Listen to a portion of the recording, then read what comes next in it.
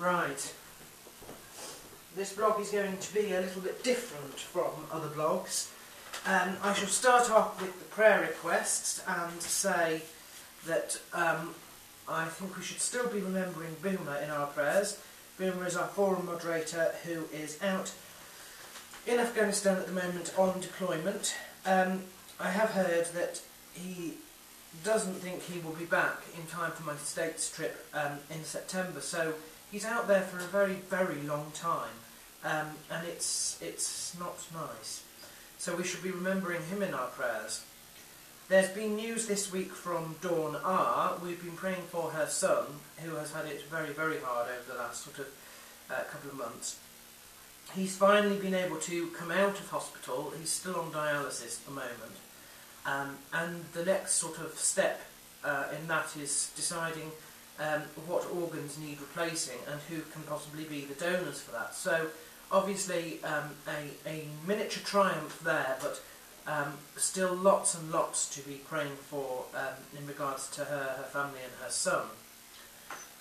Finally, I also want to pray for somebody called Steve T, who's a patron on our forum, Canadian, and he went by another name before the forum switch, which I forget.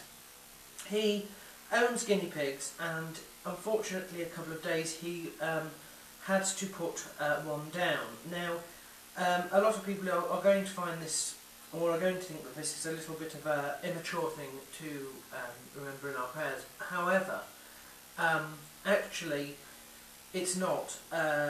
There are passages, gospel passages, that talk about the fact that God values every single animal.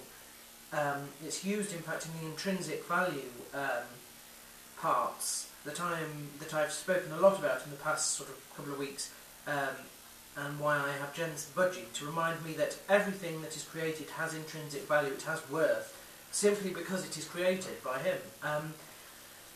Now, we don't know what happens to animals after they die. We don't know if they have a spirit, but we do know that God cares for them, that he is aware of their passing, and that he's put us in charge of their care.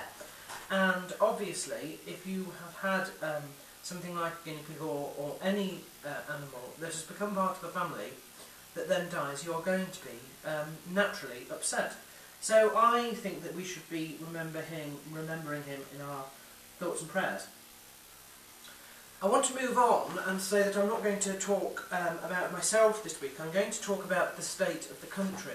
People will know that I'm a royalist, and the government and the church are doing things at the moment which are impinging, I think, on what is left of the monarchy's power. There are three big rules, ancient rules, that regard the running of the crown in England. The first one is that males lead the successional line. If you are a monarchy and you have children, and you have 3 daughters and your youngest is your fourth, is a son, that son is the heir to the throne. When he's finished on the throne, then you start on your daughters, presuming that he doesn't have any male children. So regardless of the order in which they were born, males are first, and you run through all of the males and all of their male heirs before you start on the females. The Prime Minister, who is a Scot, he is unelected actually, getting the party leadership of Labour by default after Tony Blair stood down. He is trying to change that, to make it so that it just goes in order of birth, and includes the female line before the male if the male is born later.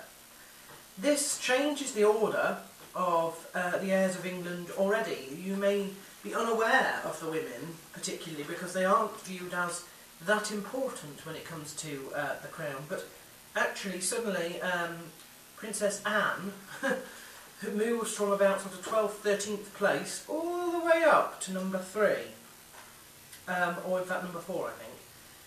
I'm not even sure if she'd possibly go in front of Charles, but they've decided that would be a bad idea. I don't know, but she moves up a long, long way, so there's that.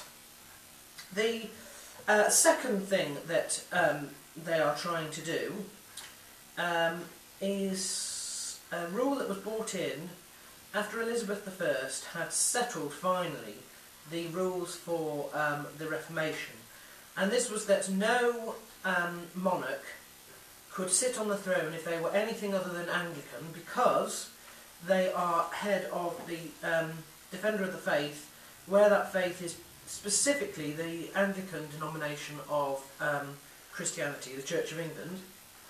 And they are also not allowed to marry Roman Catholics. If they do marry Roman Catholics, they must forfeit the right to the throne, they must abdicate. He's trying to change that, and I don't particularly have a problem with that, because if a monarch can marry an Islamic guy, for example, she marries an Islamic guy and she can still keep the throne, I don't see why she should be barred from marrying a Roman Catholic. I think that the Anglican Church has more or less shrugged their disdain away by now.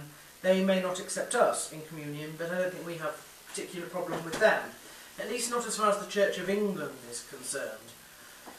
So those are the two rules that the Scot, he's trying to change these quintessentially English rules, not British, these are English rules regarding the English monarchy. And he's a Scot, and I don't know how I feel about that particularly. Anyway, the Queen has said that it must be a unanimous vote in all the Commonwealth if they are to change things. So she's obviously not in a hurry to do that. The third is a rule that is actually being charged by, surprisingly, the Church. The Archbishop of Canterbury at present is actually Welsh. He's from the Church of Wales, and he is saying, we don't need to have the state and the church together. The Church of England, you see, is backed by the state. Where this matters is in things like what the monarchy can be. At the moment, the monarchy is restricted to being Anglican, because she is the defender of the Anglican Church. If she doesn't need to be that, she could be Islamic, or she could be Hindu, or she could be whatever she wanted. So it allows the monarchy, it allows the English monarchy to be, possibly to completely ignore their heritage and be of a different religion.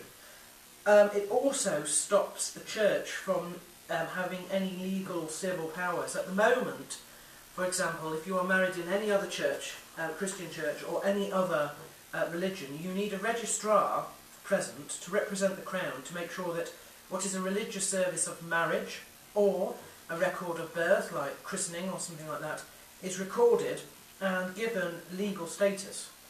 At the moment, you don't need that in the Anglican Church, because the ministers of religion are also ministers of the Crown, because the Crown and the Church are together. So it would stop them, it would take away their powers, and I just don't see the point. Why change it now? We've had, I don't know how many 100 years, and it's not really caused a problem.